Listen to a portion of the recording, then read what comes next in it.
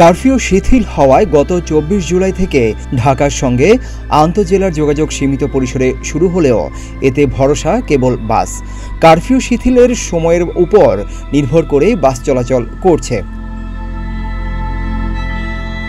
কোটা সংস্কার আন্দোলনকে কেন্দ্র করে সহিংসতায় স্থবির সারা দেশের যোগাযোগ ব্যবস্থা। গত ১৮ জুলাই শিক্ষার্থীদের কমপ্লিট শাটডাউন কর্মসূচির দিন থেকে আকাশপথ বাদে সড়ক, নৌ ও রেলপথে ঢাকার সঙ্গে আন্তঃজেলার যোগাযোগ বন্ধ হয়ে যায়। এতে ভোগান্তিতে পড়েন হাজার হাজার যাত্রী।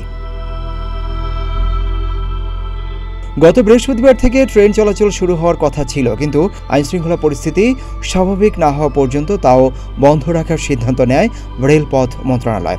আকাশপথে যাতায়াতে বাধা না থাকলেও এক্ষেত্রে সবার সামর্থ্য সীমিত, ফলে যোগাযোগে জনগণের ভোগান্তি থেকেই গেছে। সরকারি চাকরিতে কোটা নিয়ে আন্দোলনের মধ্যে ১৮ জুলাই কমপ্লিট শাটডাউন কর্মসূচির দিন সারা দেশে ট্রেনসহ বাস ও লঞ্চ চলাচল বন্ধ হয়ে যায়। ওই দিন বিকাল থেকে ঢাকায় সরকারি নানা স্থাপনায় নজিরবিহীন হামলা শুরু হয়। ভেঙে দেওয়া হয় রাজধানীর মেট্রো রেলের ২টি স্টেশনও। পরের দিন সহিংসতা আরও বেড়ে যায়। শুক্রবার ১৯ জুলাই রাত ১২টা থেকে সারা দেশে কারফিউ ঘোষণা করে সরকার। পরদিন ২০ ও ২১ জুলাই ২ ঘন্টার জন্য কারফিউ শিথিল করা হলেও গণপরিবহন চলেনি বললেই চলে।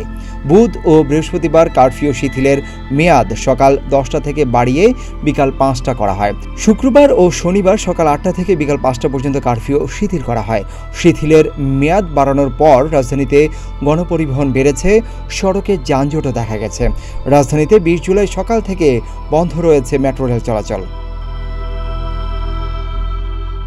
অবশ্য স্বল্প সংখ্যক লঞ্চ চলাচলও করছে অল্প কিছু রুটে।